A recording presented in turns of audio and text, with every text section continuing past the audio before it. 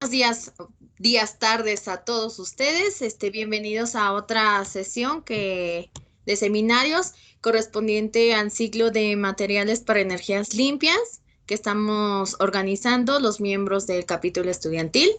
En esta ocasión, pues queremos darle la bienvenida a la doctora Linda Victoria González Gutiérrez. Ella actualmente está trabajando en el Centro de Investigación y Desarrollo Tecnológico en Electroquímica, lo que pues todos conocemos como CIDETEC, ahí en la ciudad de Querétaro, en el área de Dirección de Ciencia, Subdirección de Biotecnología y Electroquímica Ambiental, donde actualmente es investigadora titular B desde febrero del 2007. La doctora Linda es doctora en Ciencias en Ingeniería Química. Ha realizado diferentes investigaciones en tecnologías de tratamiento de agua y de agua residual compleja mediante procesos bioelectroquímicos. Asimismo, realiza estudios orientados al tratamiento y valorización de residuos para distintas aplicaciones, entre ellas materiales funcionales para absorción, catálisis y producción de biogás a través de codigestión de residuos sólidos. La doctora tiene interés en estudiar otro tipo de materiales, como lo son aquellos que se emplean en energía y electrodos funcionales. Ha publicado 21 artículos en revistas internacionales y lleva 5 capítulos de libros. Entonces, pues sin más que agregar, le damos la más cordial bienvenida a la doctora y pues muchísimas gracias por haber aceptado dar este seminario a nosotros. Muchas gracias a ustedes por invitarme. Y bueno, iniciamos entonces. Adelante. Entonces, les voy a compartir hoy una historia.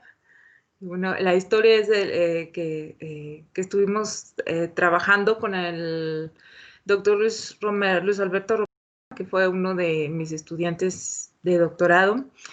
Y este trabajo es el uso de bioestructuras como estrategia en la síntesis de materiales funcionalizados para aplicaciones ambientales.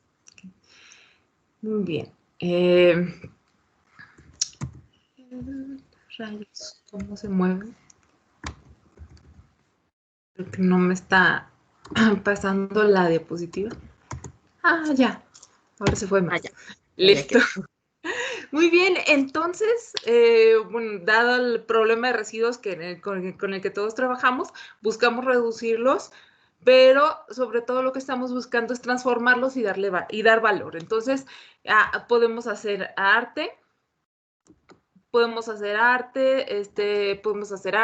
hacer incluso construcciones, casas, aprovecharlo para hacer cosas útiles, incluso ropa, ¿no?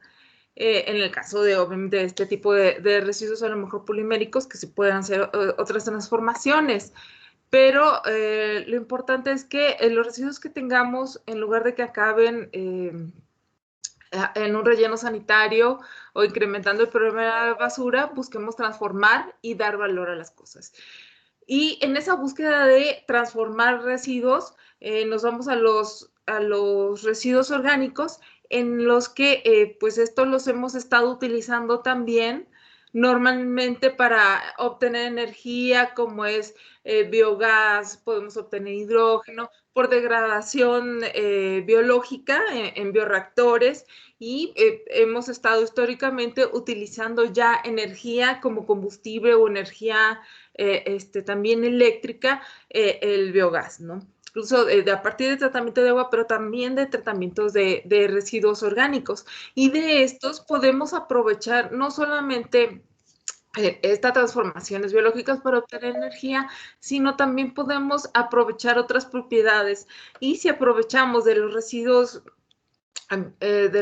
orgánicos, a lo mejor lo que llaman pues las cáscaras o lo que no es alimento, podemos también obtener productos químicos, colorantes, aceites esenciales, algunos productos químicos específicos y como biopolímeros, que también se está trabajando muchísimo y ya tenemos biorefinerías trabajando en eso, pues para obtener biodiesel, bioetanol. Entonces hay históricamente ya mucho trabajo que nos lleva a la transformación de los residuos para aprovecharlos y tener algo que nos da valor y sobre todo hacia energía.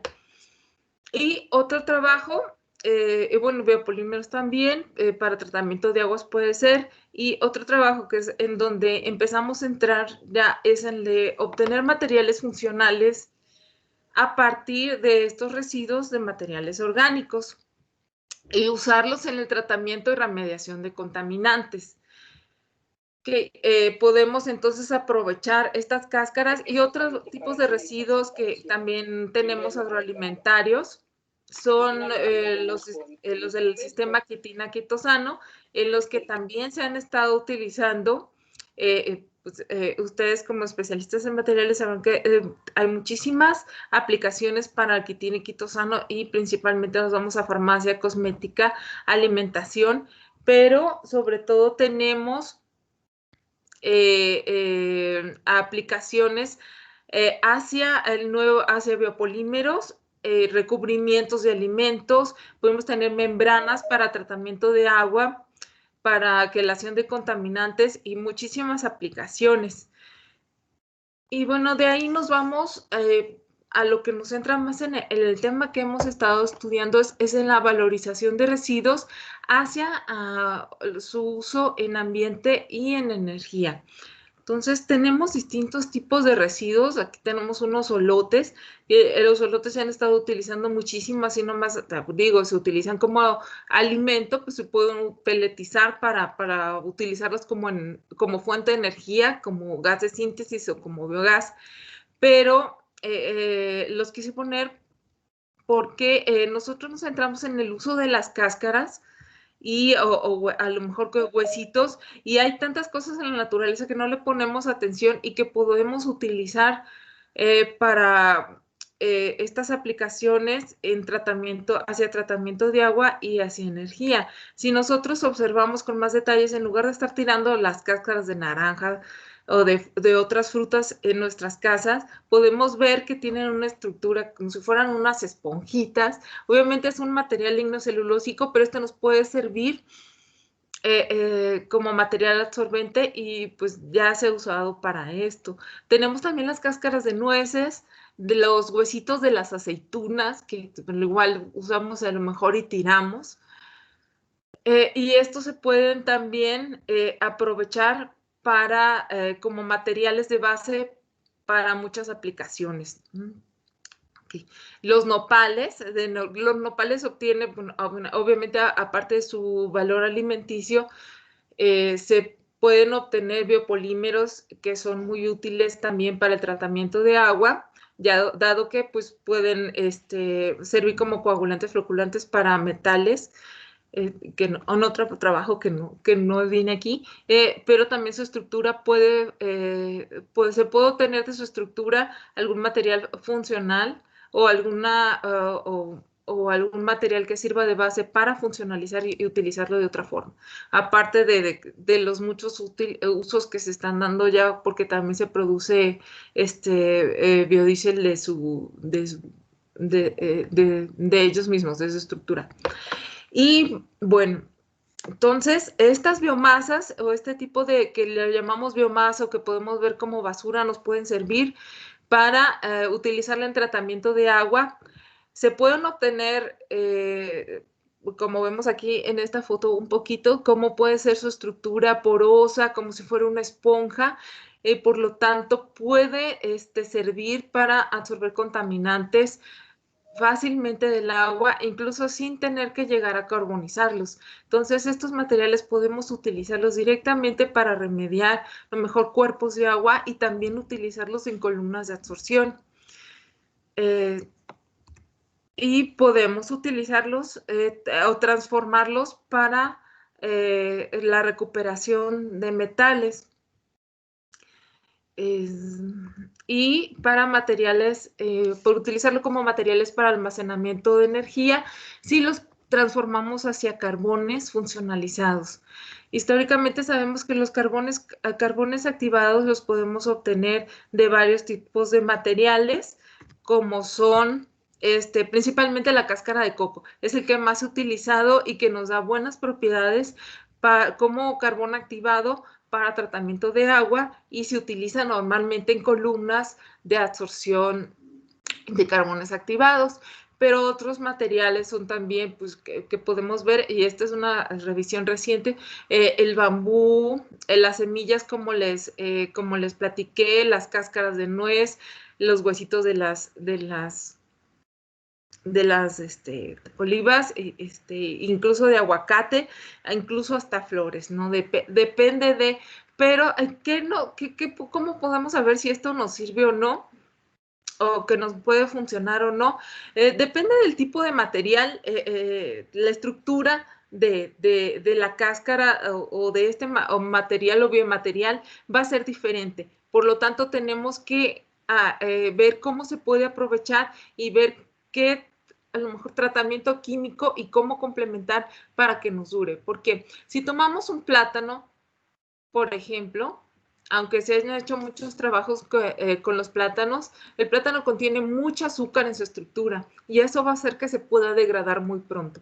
Entonces, ¿qué tenemos que hacer? Tenemos que hacer una especie de limpieza química y un tratamiento químico especial para que la estructura se pueda conservar y para que los azúcares que se encuentran en ella no interfieran con la aplicación que le queremos dar. Entonces, cada material va a tener propiedades muy distintas y va a requerir un tratamiento muy distinto para ver cómo se puede utilizar. Pero tienen estas propiedades especiales. Aquí tienen, este es un trabajo en el que se hizo, se aprovechó la cáscara de plátano, pero como les digo, no es fácil aprovechar la cáscara de plátano por la cuestión de azúcares presentes. Otro, como les digo, la quitina, el quitosán que proviene, pues, de la cáscara de crustáceos de camarón, tiene, por un tratamiento químico que es relativamente sencillo, se pueden obtener materiales incluso que podamos manipular las formas o hacer membranas, o obtener pellets, o hacer este tipo de esferas como el presentado en este artículo, para distintos tipos de aplicaciones, ya dado que tiene una gran capacidad de usarse como capacidad, tiene una gran capacidad que nos puede servir como tanto material absorbente, como aprovechar esa estructura, también para cuestiones de almacenamiento de energía, o doparse a lo mejor con metales para hacer electrodos o algún otro material funcional para distintas aplicaciones. Entonces, si observamos a lo mejor este tipo de residuos o materiales o estructuras, puede haber un mundo de posibilidades en cada uno de ellas. El chiste es, pues, saber cómo transformarlo para que nos pueda, para poder ser aprovechado. Entonces, lo que les voy a presentar es el trabajo hecho con cáscaras de naranja, cáscara de toronja y cáscara de piña, en el que, pues, sabemos que de estas cáscaras, pues, la mayoría luego va al relleno sanitario o termina tirada por la calle o descomponiéndose de alguna forma. Si nosotros aprovechamos y observamos la estructura de estas cáscaras, y centrándonos en cáscara de naranja y de toronja, podemos ver que su estructura es un material lignocelulósico, con cadenas lignocelulósicas que contienen grupos que nos permitirían servir como sitios de enlace para contaminantes, pero esta estructura la podemos tomar de base y funcionalizarla o trabajarla para que nos pueda servir de una forma mejor como material absorbente. Además de que se puede trabajar para que esta misma, por las moléculas orgánicas que están en su estructura, no se descomponga, como lo que les comentaba que pasa más con la cáscara de plátano. Entonces, tenemos las cáscaras tienen una química superficial modificable, una morfología que puede ser controlable en cuanto a su estructura, y pues es abundante en su naturaleza. En sus paredes celulares pueden existir distintos tipos de grupos como los carboxílico, fosfatos y tiolis. Entonces, ¿cómo le hacemos? Empezamos trabajando con un tipo de secado que se llama descompresión instantánea controlada. En esta aprovechamos la cáscara Bueno, este tipo de secado es el que se usa para hacer, fruta seca. Entonces, de una forma tal que se aplica presión y se despresuriza muy rápido para que la fruta se vaya secando, pierda estas moléculas de agua y otras moléculas que pueden existir en su estructura, pero no pierda sus propiedades alimenticias. En el caso de la cáscara, pues aplicamos este proceso a las cáscaras aplicando 3 ciclos de presión, descompresión a 3 atmósferas, descompresión, descompresión. Y eso que nos ocasiona en la cáscara, que digamos que esta esponjita que tengamos se expanda un poco. Entonces nos abre poros, nos incrementa el área superficial, y sobre todo las moléculas de azúcares y de agua y otras moléculas que estén en la estructura se pierden. De esta manera tenemos una estructura muy estable que nos queda con un área superficial libre para poderla trabajar. Y de esta manera también no se descompone, no se ve afectada por los azúcares que pueda tener, que se degrade por microorganismos, que atraiga microorganismos, no. Porque pues lo que queremos es que nos sirva, que queríamos preparar en este caso, materiales absorbentes para tratamiento de agua. Entonces pueden ver en estas fotografías que son de las cáscaras, cómo quedan, no son carbonizadas, obviamente pues, se trabaja a una temperatura pues muy baja, no son carbonizadas, y estas son unas microscopías electrónicas de barrido de cómo queda la estructura. Entonces tenemos la cáscara normal, la cáscara simple, la cáscara con este secado de compresión-descompresión. Después a esta cáscara se le da una limpieza con hidróxido de sodio diluido para terminar de limpiar la estructura, y es como si esta estructura pues también nos ayuda a exponer grupos superficiales con este lavado, y entonces hacemos un lavado con ácido cítrico, de tal manera que al hacer el lavado con ácido cítrico se deja de una manera más uniforme los grupos en la superficie de la cáscara, porque queríamos en este caso incrementar los sitios carboxílicos. Entonces en la estructura de la cáscara, y este lavado nos ayuda a tener este incremento en los sitios carboxílicos. Y de esta manera queda lista la cáscara para aprovechar la estructura. Lo que hicimos es probarla como un absorbente, y probamos para cobre como metal, y probamos para fenol como una molécula orgánica modelo también. Entonces, ¿qué vimos? Al utilizar esta cáscara absorbente para contaminantes orgánicos, pues la cáscara no tiene una área superficial tan grande como un carbono activado normal, y al ser moléculas grandes, estos compuestos orgánicos, pues obviamente ocupan los sitios, sí ocurre absorción, pero la absorción pues no es tan grande como si fuera un carbono activado, no es comparable. Sin embargo, la capacidad de absorción es buena considerando pues el tipo de material que se tiene, que obtuvimos hasta 35 miligramos de fenol por gramo de cáscara. Estudiando las isotermas de absorción ya calculando por el equilibrio de absorción. Si tienen duda aquí me dicen, porque igual me salto cómo se obtiene esto, luego lo explico más para estudiantes de pregrado o de preparatorio. Sí, no se preocupe. Me voy rápido para llegar luego a partes que sé que les interesan más.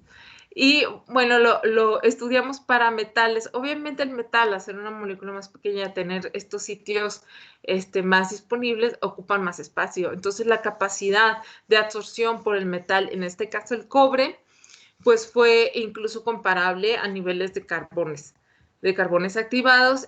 Tenemos hasta 106, 107 miligramos de cobre por gramo del material. Entonces, de aquí, bueno, ya vimos que el material sirve y cómo funciona, y decidimos estudiar más sobre la remoción de metales, dado que la capacidad que presenta pues fue bastante alta y bastante interesante. Y probamos otros tipos de cáscara también. Se estudió la cáscara de piña y se estudió la cáscara de toronja. En la cáscara de piña se obtuvo una buena capacidad de remoción hasta 50 miligramos por gramo, miligramos de cobre por gramo de cáscara. Aquí lo que hay que tener en cuenta en las cáscaras, como les digo, depende mucho del material que tomen. La cáscara de piña tiene un lado que es muy duro y tiene un lado que sí es poroso, más poroso, más expuesto, y otro lado que es muy cerrado y es muy duro. Esa diferencia en la cáscara hace que solo un lado o una parte de la piña, de la cáscara de la piña, nos sirva como material absorbente, y el otro lado pues es muy difícil que pueda absorber, porque su estructura es muy diferente. Entonces, por eso la capacidad de absorción es limitada y es la mitad en comparación a la de las cáscaras de naranja. Y con la cáscara de toronja se tuvo una capacidad de absorción similar, incluso un poquito mayor. Estamos casi en 110 miligramos de cobre por gramo de cáscara. Y decidimos continuar estudiando la cáscara de la toronja, porque la cáscara de la toronja nos da una estructura como más firme también para su uso en un proceso en continuo. Pero se puede usar la cáscara de la toronja y la cáscara de naranja de una forma muy similar. Y ustedes pueden ver incluso físicamente, comparando así a ojo de buen cubero las cáscaras de ambas. La cáscara de toronja es un poco más firme y es como más esponjosa. Entonces eso nos da un poquito también más de área y más absorción. Ok, y estudiamos cobre por el problemas de deslaves de minas que han habido, sobre todo en Sonora, y porque queríamos ver que estos materiales puedan utilizarse en la remediación de los cuerpos de agua, ¿no? Que se puede utilizar, no se tienen que hacer columnas en los cuerpos de agua, pero se puede utilizar en sitio. Pero sí empezamos a trabajar nosotros en estudios en columnas, ya por un mayor interés de lo que estábamos estudiando. Entonces, trabajando las cáscaras en columnas en absorción en continuo, ya vimos que en continuo se puede absorber hasta 52.48 miligramos de cobre por gramo. En continuo es diferente por la mecánica de transferencia de masa, que por lote, porque estos estudios al equilibrio, porque al equilibrio tenemos por 109 miligramos por gramo. Y se estudió también cómo quedaba el cobre en la superficie para ver una posibilidad luego de regeneración de las cáscaras. Entonces, si estudiando, como ustedes sabemos, estos materiales se preparaban con ácido cítrico para incrementar los sitios carboxílicos, porque los metales podíamos asociar a los sitios carboxílicos como sitios activos presentes en la estructura de la cáscara. Entonces, nosotros relacionamos la capacidad de absorción del cobre con la cantidad de sitios activos ácidos en la superficie de las cáscaras bajo distintas condiciones, y nosotros pudimos observar que en general, menos un punto y que siempre se nos sale, pero en general tenemos una relación lineal. Al aumentar los sitios activos ácidos en los materiales, tenemos mayor sitios activos. Y si nosotros observamos aquí por SEM, EDS, la cáscara, esta es la cáscara con el cobre absorbido, que se pinta de color azul en el EDS para mapearlo. El cobre queda absorbido por toda la superficie de la cáscara de manera uniforme, pero sobre todo llena los poros que puedan existir en ella. Entonces, con esto, pues propusimos que el cobre se asocia directamente con los sitios activos carboxílicos en la superficie de la cáscara, y con un calor de absorción de menos 14 kilojoules por mol. Un calor de absorción bajo, lo que nos permite pasar luego a estudiar un proceso de regeneración. Entonces, siempre se cuestiona con un material absorbente, luego ¿qué pasa? Se pasa un problema de fase líquida a fase sólida, y luego ¿qué se hace? Entonces, teníamos que proponer un proceso completo de cómo utilizar las cáscaras para el tratamiento de metales, y en este caso obviamente se puede utilizar para mezclas, pero en este caso estudiamos específicamente el cobre y ver la posibilidad de recuperación del cobre. Entonces se hizo el estudio de desorción utilizando ácido clorhídrico 0.1 molar, de tal manera que se obtuvo una desorción completa del cobre o casi completa del cobre en la superficie. Se estudió que la cáscara se puede utilizar hasta 17 ciclos de desorción. Y como vemos en estas micrografías, esta es la cáscara con el cobre absorbido, y después de la desorción, pues nos queda la cáscara libre de cobre y se puede volver a utilizar. ¿Ok? ¿Y qué pasa con el eluyente, la solución eluyente, que obviamente ya es en un volumen menor porque la desorción se da de una forma muy fácil?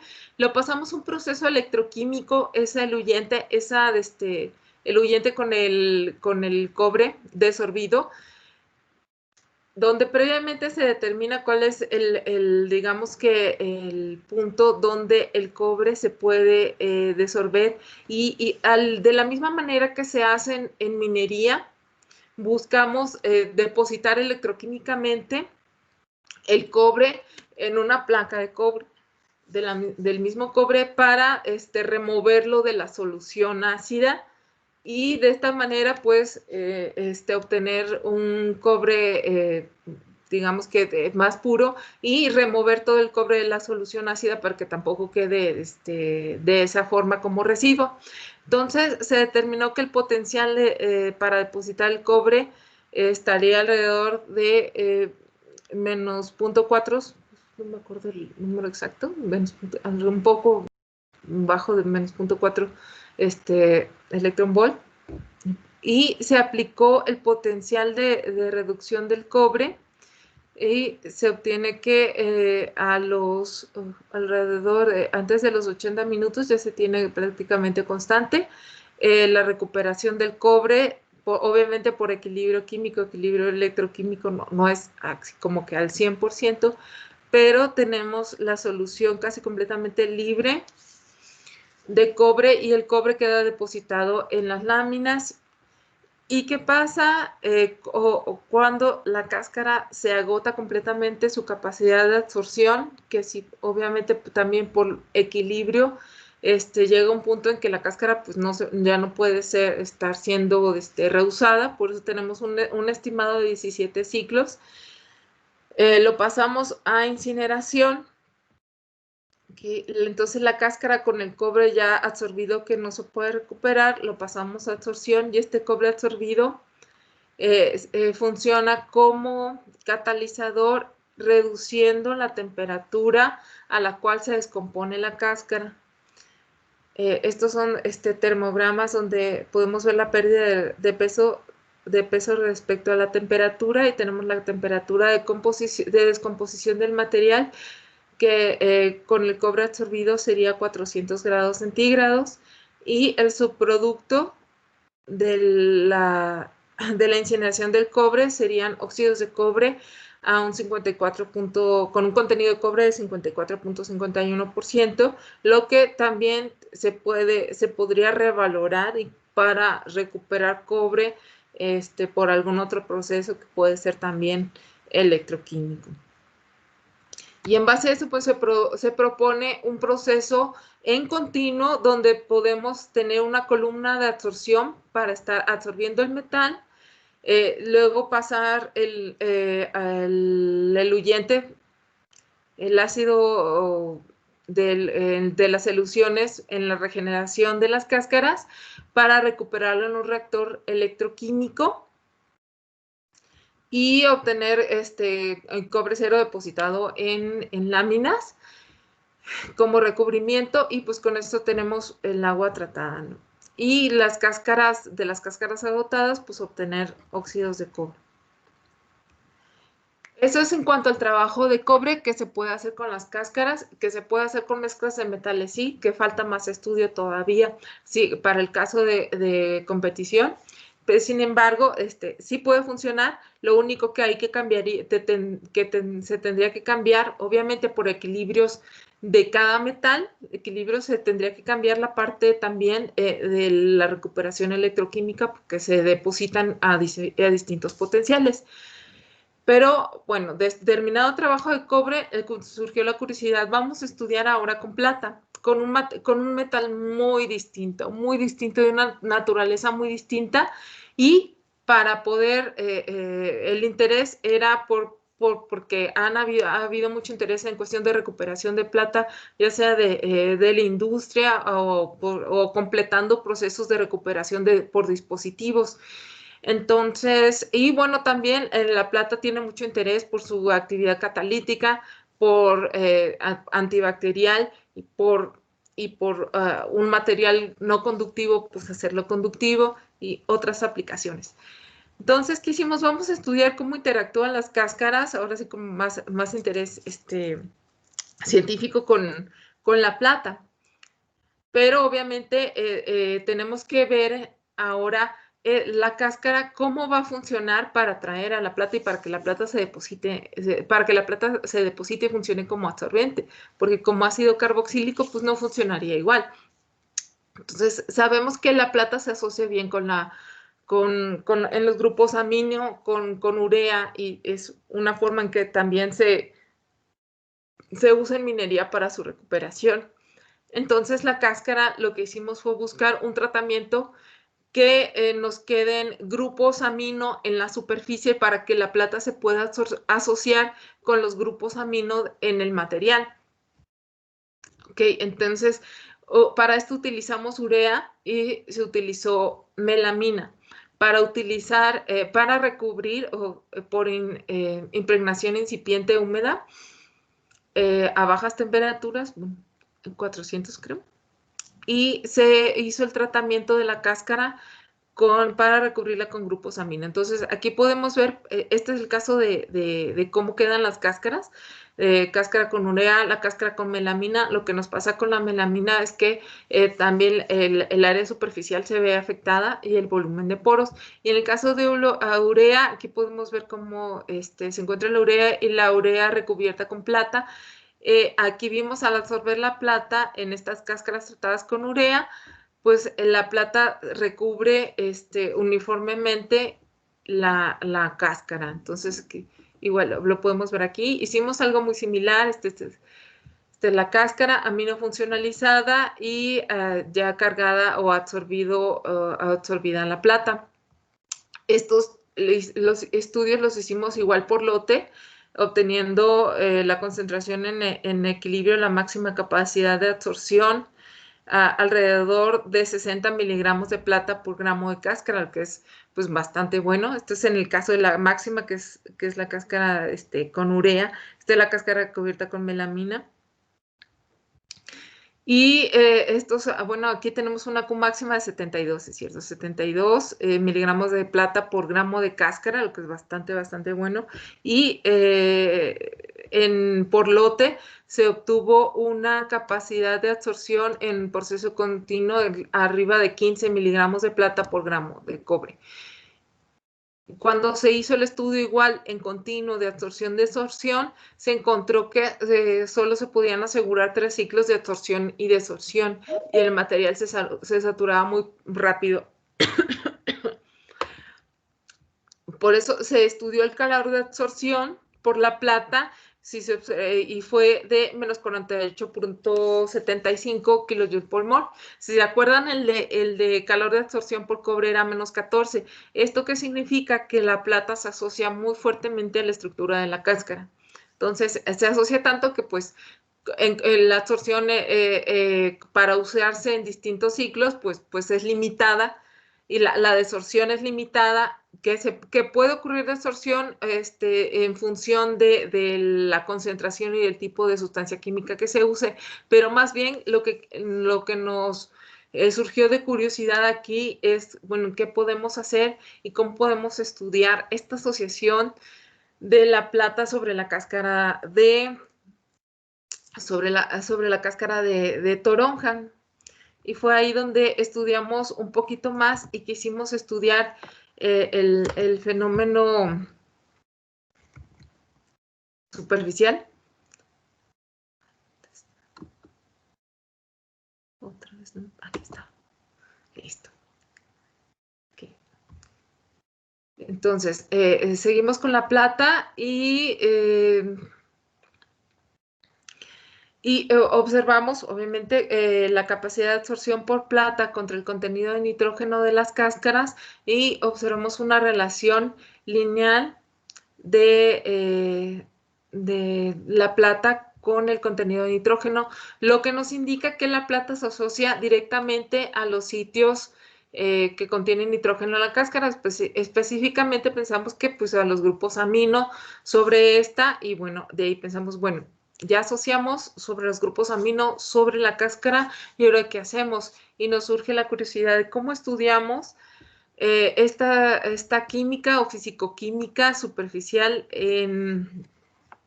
para asegurar todas las aplicaciones potenciales que pueda tener el depósito de la cáscara, de la plata sobre la cáscara.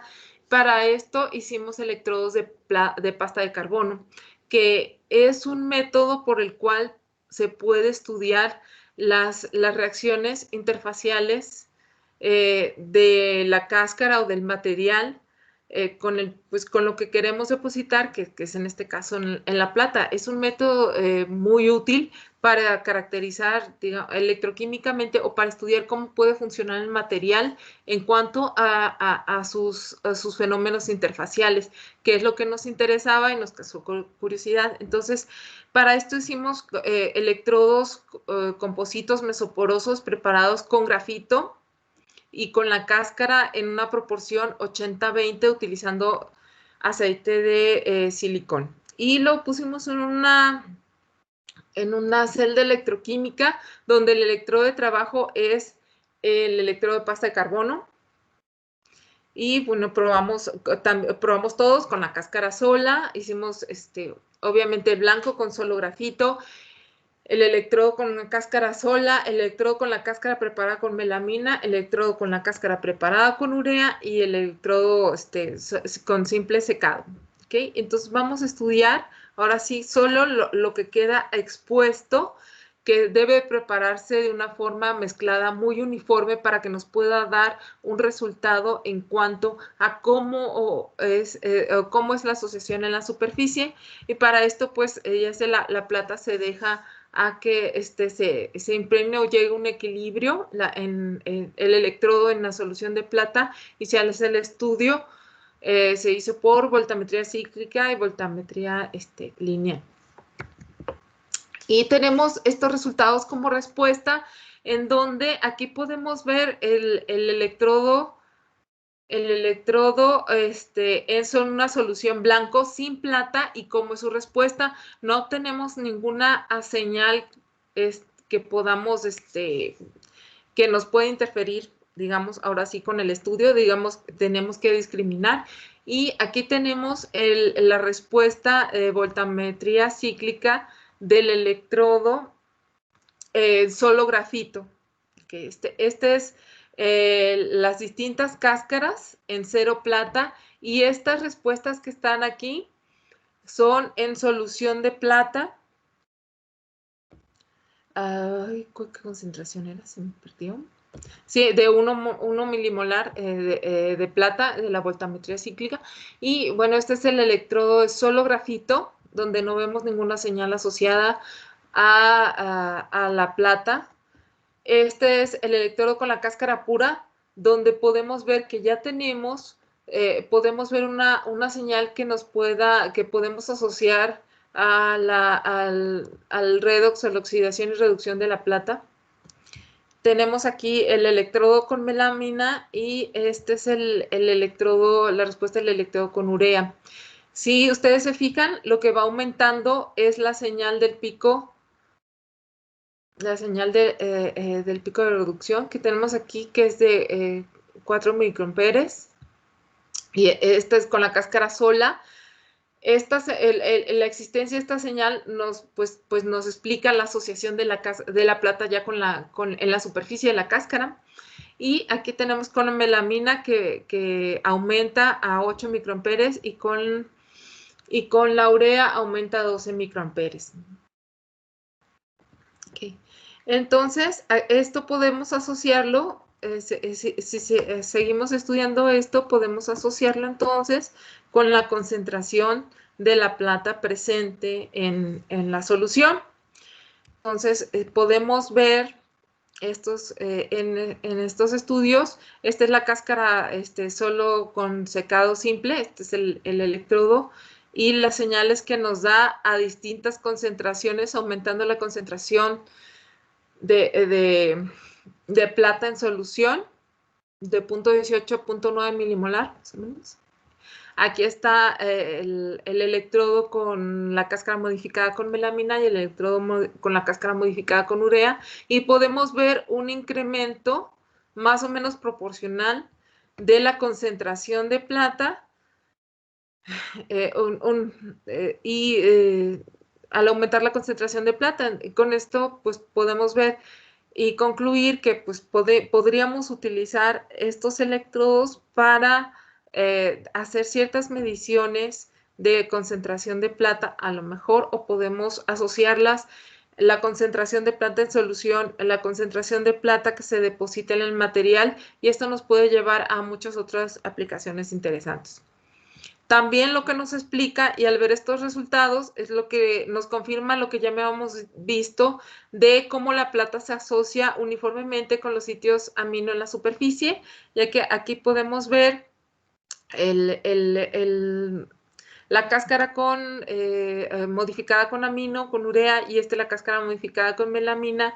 Y lo que vemos también en los CDS y con los otros estudios es que al utilizar melamina, la cáscara no queda modificada uniformemente, queda de una forma muy diferente, y eso hace que tenga menos capacidad por absorción, que eso implica, por eso no podemos ver una relación con la concentración de plata.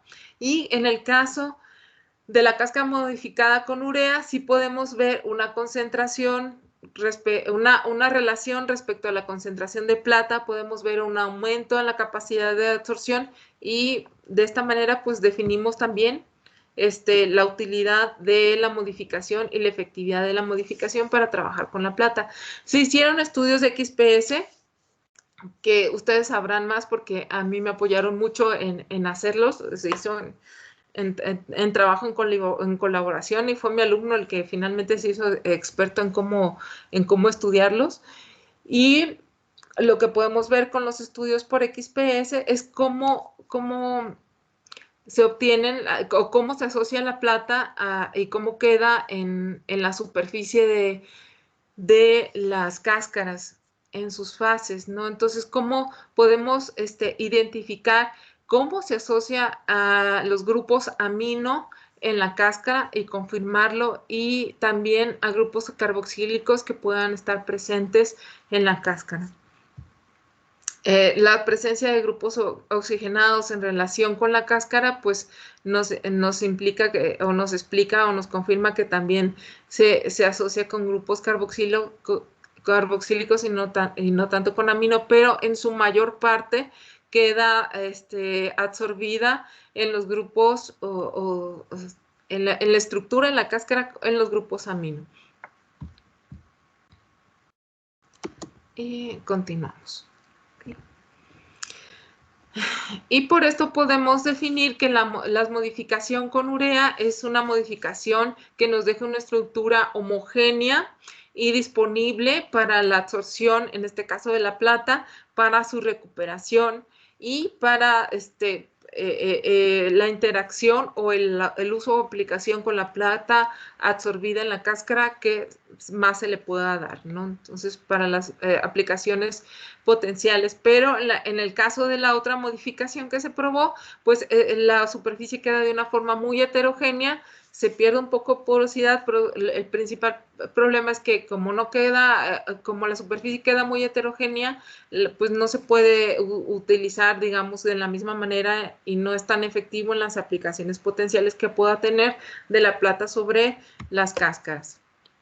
Y bueno, ya que vimos que servía y que funcionaba bien para la plata, pues dijimos, vamos a hacer electrodos de pasta de carbono también para cobre.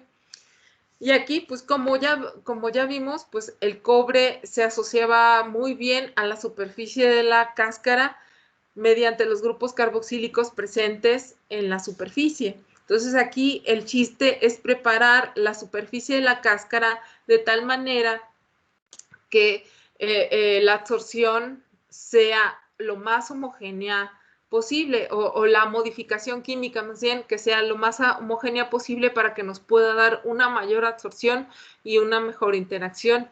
Pero también en el caso de los grupos carboxílicos sobre la cáscara, las interacciones son de menor energía, lo que nos permite jugar un poco más con la superficie de la cáscara para distintas aplicaciones. Ahora, aquí también se hicieron, bueno, esta es la cáscara con el cobre depositado, se hicieron XPS ya que no se habían hecho antes, y pues se identificó igualmente la asociación del cobre, o se confirmó la asociación del cobre sobre los grupos carboxílicos en la superficie del material, y se se hizo el mismo estudio como el que presenté anteriormente, relacionando la concentración de cobre presente se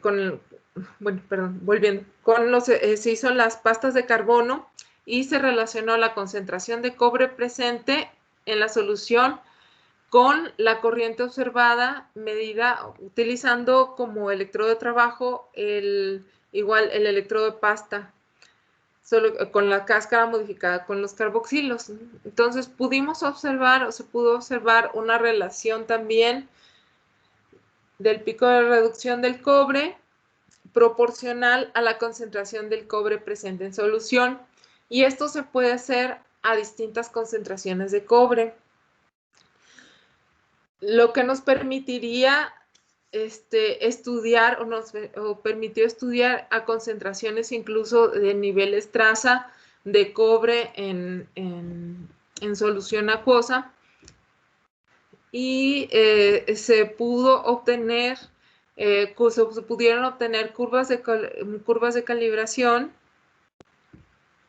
lineales con límites de detección bajos para el cobre en solución. De esta manera pudimos hacer, o se pudieron hacer electrodos de pasta de carbono utilizando estas cáscaras y aprovechando su capacidad para asociar el metal para hacer sensores para determinar metales en solución a concentraciones bajas. Obviamente sí que hay que tener mucho cuidado en hacerlos, sí hay que seguir una metodología. Obviamente, como en todos los métodos, pues hay que hacer curvas de calibración, pero el nivel de confianza y de reproducibilidad fue bastante bueno, de 0.95. Entonces, se pudo obtener reproducibilidad en los resultados, se pudo obtener rangos de confianza para esto, y pues es otra aplicación que se le dio también pues, de forma ambiental para asociar los metales como electrodos de pasta de carbono. Y de esta manera incluso hacer mediciones. Y bueno, a otro tema en los que ustedes están a lo mejor más interesados o con más experiencia ustedes que yo también, es en la preparación de carbones funcionalizados, que es otra aplicación que le dimos a estas mismas cáscaras, pero ahora lo que hicimos fue prepararlas como carbones, como carbón activado, pero sintetizados a 600 grados centígrados. O sea, son carbones sintetizados a temperaturas más bajas que se preparan otros carbones activados, que suelen ser de 800 arriba de 1000 grados. Esto porque nosotros buscábamos tener carbones activados con un bajo nivel de grafitización, porque nos interesaba tener este tipo de carbones para probarlos en baterías. Ahora, una vez obtenidos estos carbones, lo que se realizó fue también una funcionalización con grupos amino, igual probando urea, probando melamina, se probó también carboxilo para ver cuál funcionaba mejor. Entonces, estos carbones, ahora sí las cáscaras sí carbonizadas a 600 grados, se trataron y se probaron en baterías utilizando ese tipo de celdas para baterías ion sodio. ¿Qué es lo que nos interesa en este tipo de material, en este tipo de materiales para que funcionen en su estudio para baterías? Y lo vimos también en esto se han utilizado también los huesitos de las aceitunas, las cáscaras de nuez y algunos otros biomateriales preparados y funcionalizados. Nos interesa que sean carbones muy desorganizados para que tengamos una intercalación estable del ion de interés. En este caso, el sodio, ustedes saben, el sodio es un ion más grande que el litio o que otras baterías utilizan. Entonces, como el sodio es un ion grande, buscamos o se requiere que el material pues tenga una porosidad o unos espacios entre las láminas en que el sodio se pueda mover o intercalar de una forma estable y que se mantenga o que nos dé una buena capacidad. Entonces, ¿qué es lo que va a pasar? Pues tenemos el material, tiene electrolito y el sodio necesitamos que el material nos dé las condiciones para que el sodio se pueda mover de esta forma y que quede entre las láminas. Entonces, ¿qué nos interesa? Nos interesa un carbón que sea con un alto nivel de desorden o de defectos entre sus láminas y que nos dé una porosidad tal y ese grado de desorden tal que funcione bien para la intercalación de sodio. Entonces, estudiando por Raman las señales de G que nos dan el grado de grafitización, se midió entre la cáscara sola, la cáscara con carboxilo, la cáscara con melamina, la cáscara con urea.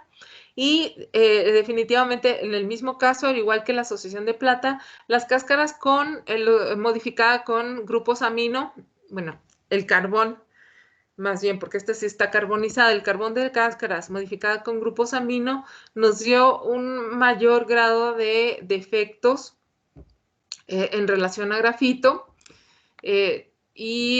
Además nos da también nos da una mayor capacidad. Si relacionamos capacidad con el grado de efectos, los carbones modificados con urea nos da una mayor capacidad,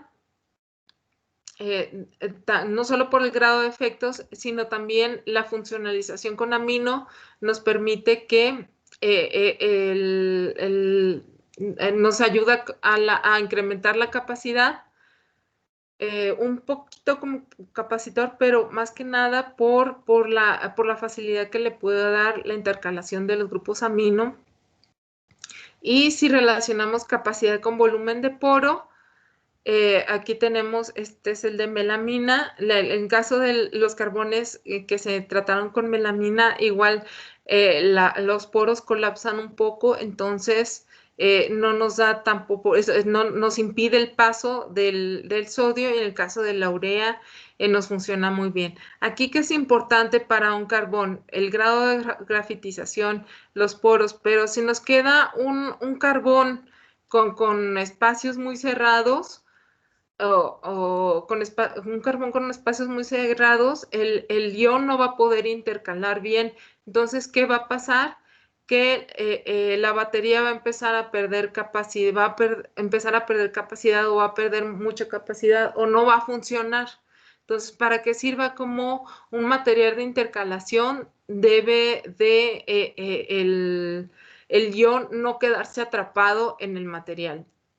Debe poder moverse libremente con el electrolito. Entonces, en realidad, pues los que saben de baterías sabrán mucho más, pero centrándonos en el uso del material o en la preparación del material, hay que prepararlo con la mentalidad de esto debe funcionar en cuanto a transporte de masa, o sea, pensando en transporte de masa y pensando en a lo mejor reacciones superficiales.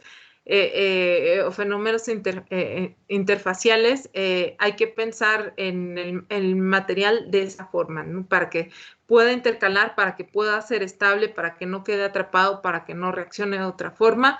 Y de esa manera, pues entonces darle estabilidad a las baterías, porque lo que se busca con materiales de intercalación, pues es que se dé esa estabilidad a las baterías y que ayude a incrementar su capacidad, ¿no? Entonces, si nos vamos, siguiente, ok.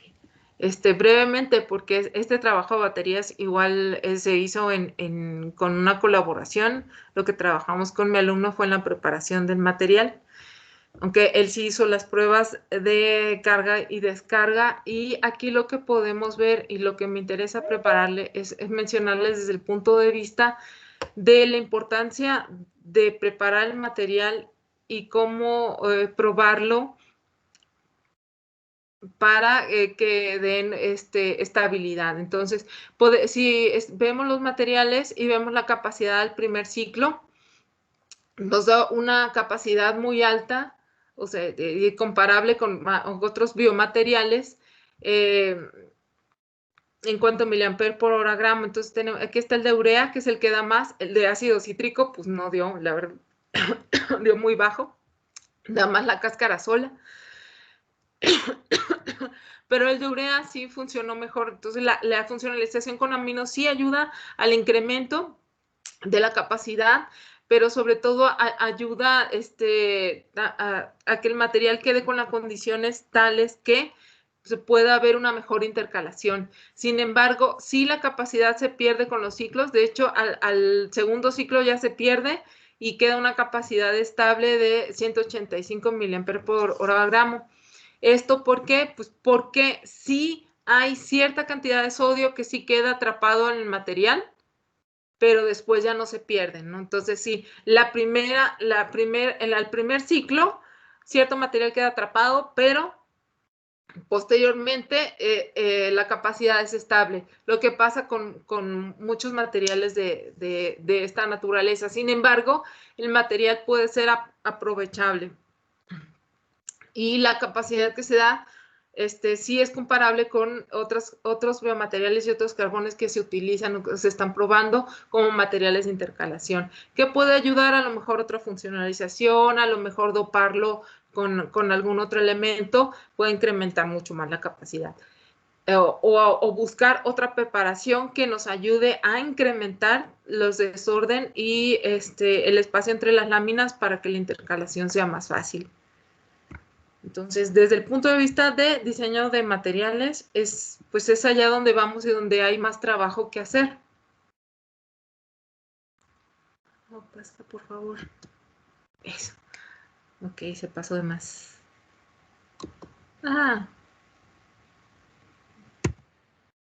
Sí, bueno, ¿a dónde vamos y qué se necesita? Ya para pasar a mis conclusiones y terminar. Bueno, vamos que buscamos procesos que sean cero residuos y buscar la valorización de los que llamamos recursos secundarios para utilizarlos tanto en tratamiento de agua, en energía, aprovecharlos como materiales compuestos para tener otro tipo de reuso. Y pueden ser tanto aquí las cáscaras que estamos probando y que les estuve presentando, pero hay otro tipo de materiales como les platiqué y acá las cáscaras que pueden trabajar como biopolímeros y evitar este tipo o reducir este tipo de basuras, ¿no? Y sobre todo lo que vamos también en procesos de energía y en cuestiones también de residuos y de tratamiento de residuos, pues que va lo mismo de agua, residuos en el agua, pues es buscar procesos que sean lo más cero residuos posibles. Y reciclar. Y ahora sí, entonces con esto termino y ahora sí espero preguntas. Agradezco a los doctores que, pues obviamente el trabajo no se hace solo. Los doctores Luis Alberto Romero Cano, el doctor Francisco Carrasco Marín, que nos ayudó con estancias en su laboratorio y nos apoyó en el trabajo, y el doctor Guadalupe Ramos, que nos apoyó en las pruebas en los materiales para baterías y que tenemos pendientes todavía. Y bueno, este es mi mensaje por hoy. En general, pongo esta frase de Pessoa, del binomio de Newton es tan hermoso como la Venus de Milo, lo que pasa es que poca gente se da cuenta. Porque no tanto pensando en el binomio y en las matemáticas, sino que para resolver un problema es muy importante en cómo lo veamos, ¿no? Y a veces vemos cosas tan simples como las cáscaras y no nos damos cuenta que tanto podemos hacer, qué tanto podemos hacer con ellos, con este tipo de materiales, sabiéndolo trabajar, estudiando bien cómo aprovechar las estructuras y cómo hacer los tratamientos sin perder de vista que pues, estudiamos fenómenos interfaciales para mejorar los procesos. Podemos hacer muchas cosas. Entonces, yo sé que no son materiales avanzados, es aprovechamiento de materiales que ya tenemos y que tenemos frente a nuestros ojos de siempre. Bueno, con esto me quedo. Muchas gracias. Gracias, doctora. Gracias, doctora. Bueno, por ahí que escucho un eco, no sé si sea creo que ya. Bueno, pues voy a leer algunas preguntas que ya hicieron algunos chicos aquí en el chat.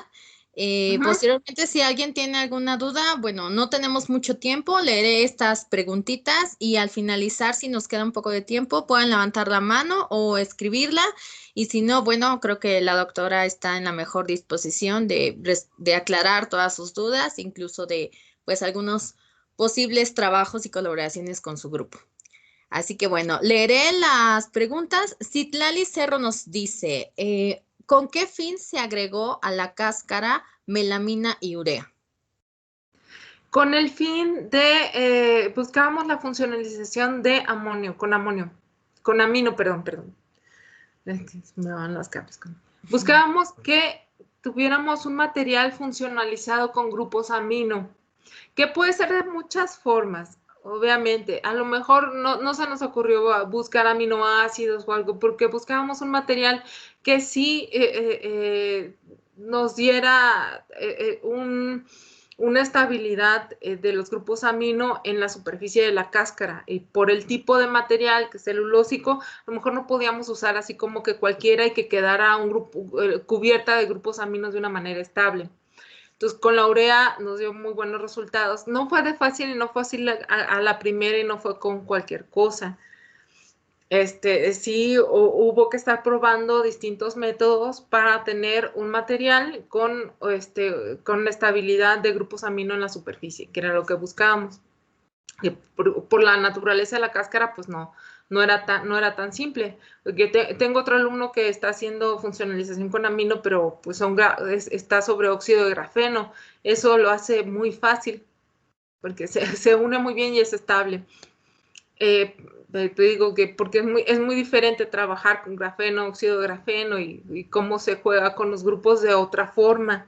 Y que este es un material natural, entonces para que quedara ahora sí que bien y uniforme y que la estructura no colapsara, pues tenía su chiste, se hicieron esas dos formas. Y sí, la melamina es difícil, por eso se tuvo que poner a temperatura, obviamente no queda uniforme, que fue el resultado que quedó, pero se hizo la prueba. Y sin embargo, sí se obtuvo el resultado de funcionalización y con urea pues queda mucho mejor, la superficie queda muy estable, la porosidad queda intacta, la estructura es buena y puede servir pues tanto para esto como para otras muchas cosas, otras aplicaciones. Ok, gracias. Bueno, ella misma nos preguntó si se puede sustituir la plata por arsénico, es decir, si han hecho estudios con arsénico. No hicimos estudios con arsénico y sí tengo la curiosidad aún por el tipo de material y la funcionalización con amonio, pues sí puede servir. Con la funcionalización amino sí puede servir, creo yo, sí puede servir para arsénico, pero pues ahorita no te puedo decir ni qué capacidad ni qué tanto sirve, porque no trabajamos con arsénico. Pues la cuestión de toxicidad y manejo de laboratorio ahorita no fue ahorita el objetivo. Bueno, Andrea Fernanda nos pregunta, ¿la pasta de carbono a partir de qué material se obtuvo? ¿De la cáscara de toronja? Para los electrodos de pasta, Ujú. de la cáscara, sí, esos se hicieron con las cáscaras tratadas, las cáscaras modificadas, obviamente, porque lo que se buscaba era estudiar, ahora sí, electroquímicamente, cómo era la interacción de los metales con la superficie. Y, ¿se acuerdan? Se hizo blanco con solo grafito. La pasta se prepara con polvo de grafito y la cáscara pulverizada y aceite de silicón. Ahora sí, con mucho cuidado, paciencia, de forma artesanal, para que nos quede una pasta uniforme. Y con esta se empaca las agujitas de tipo insulina que tenemos para que nos den un área superficial expuesta, pues, muy limitada, pero que la podemos controlar. Y con esta se hacen los estudios como electrodos de pasta de carbono. Se pone un cable de cobre para conectar. Digo, el cobre es fácil y es muy buen conductor. Pues puede ser platino y así se ponen más fresas. Ahora sí más fresas, pero no. Pero el chiste es que tengan la conducción, el cable de cobre funciona bien y lo que se hace, pues electroquímicamente, pues se determinan pues, las señales que podemos obtener con la cáscara que está expuesta. Una vez que se hacen las pruebas, las agujitas son muy nobles, podemos cambiar y estar quitando la interfase y estar cambiando la interfase y estudiar la interfase de las pastas. Y son fáciles de preparar, pero sí, como es artesanal, hay que hacerlo con cuidado para que sí esté muy bien mezclado y sí se prepara con las cáscaras. Las cáscaras sí para que quede la pasta, obviamente aquí no va como en las pruebas de absorción, sino que se hace un molido fino en mortero y en mortero se prepara la mezcla.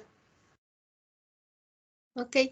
Bueno, Kamal tenía una pregunta acerca de emplear estos materiales para aplicaciones con metales pesados. No sé si tenga algo que agregar ahí al respecto. Sí, bueno, pues lo hicimos por cobre.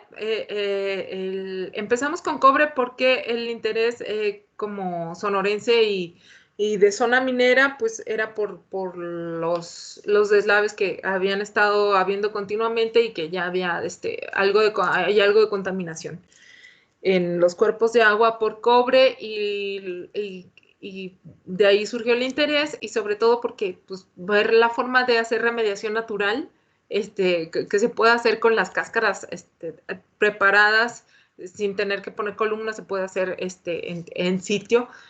Y se empezó a estudiar, pues ahora sigue en columna y estudiar la interacción y cómo puede funcionar, que puede funcionar para otros metales, sí, con la capacidad obviamente no va a ser la misma porque tienen distintas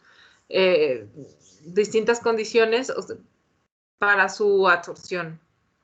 Okay.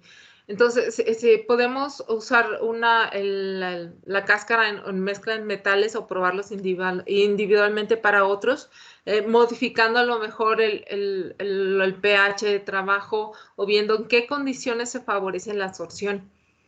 Pero sí se podría utilizar para otros, como níquel, zinc, plomo, para remover. La capacidad de absorción, como les digo, no sería igual para todos, pero sí puede funcionar. Las de carboxilos. Ok, perfecto. Bueno, aquí su compañero, el doctor Luis Alberto, le escribió algunas Ah, palabras que ya después le manda saludos y que gracias por no me todo. preguntes. María Camila nos pregunta, aparte del cobre y de la plata, ¿esta tecnología se puede usar con mercurio, ya que es uno de los contaminantes más abundantes que hay en aguas? Con mercurio, hay que ver bien la especiación del mercurio en el agua, en qué condición está como especie. Y en base a eso, yo creo que la de amino puede servir por el tipo de dinámica de mercurio. La verdad es que yo no estoy, de arsénico sí, pero mercurio yo nunca he estudiado la dinámica del mercurio en agua. pero sí hay que ver primero la especie para ver qué conviene más y en qué condiciones más conviene la absorción y la remoción. Por lo poco que sé teóricamente del mercurio, creo que con las cáscaras modificadas con aminos serían las más convenientes y se podría hacer alguna prueba. Sí es interesante y sí hay mucho que hacer. Y acá en Querétaro tenemos la zona de San Joaquín hacia la sierra, donde por incidencia natural y histórica minera la cantidad de mercurio es alta. También conozco otros sitios contaminados con mercurio, pero estaban actuando muy similar a lo que están haciendo en San Joaquín, como por bioacumulación en plantas, con otro tipos de procesos, ¿no? Pero, los cáscaras con grupos amino creo que serían más factibles en este caso. Bueno. Manipulando las condiciones y obviamente primero conociendo cuál es estudiando bien cuál es la especie en que se puede encontrar, cómo está asociado el mercurio. Perfecto, pues de nuevo le agradecemos mucho la presentación, doctora. Gracias por una amplia presentación sobre todos estos biomateriales y pues sus diferentes aplicaciones. Y justo como usted menciona, no solo se trata de enfocarnos en la síntesis de nuevos materiales con nuevas propiedades, a lo mejor también el punto de la ciencia de los materiales es estudiar pues todas las posibilidades, ¿no? Materiales ya existentes, los cuales que uno los desprecia porque dice, se puede ir para esta aplicación, ¿no? ¿Y qué pasa si le damos otro uso, ¿no? Como usted mencionó. Y hay un mundo, y hay mucho que hacer, hay mucho que hacer. Sobre Así todo que ahora bueno, que estamos en pandemia y estamos ahora buscando más materiales que nos puedan servir pues también como antibacteriales. justo, entonces, bueno, pues muchas gracias, doctora. A todos aquellos que les quedaron algunas dudas, pues pueden mandarnos un correo para que nosotros los comuniquemos directamente con la doctora. Si no, aquí, como pueden observar en la presentación, está su correo y pues bonita tarde a todos ustedes. Muchas gracias por estar en este seminario. Gracias, doctora. Gracias a ustedes. Hasta luego. Bye.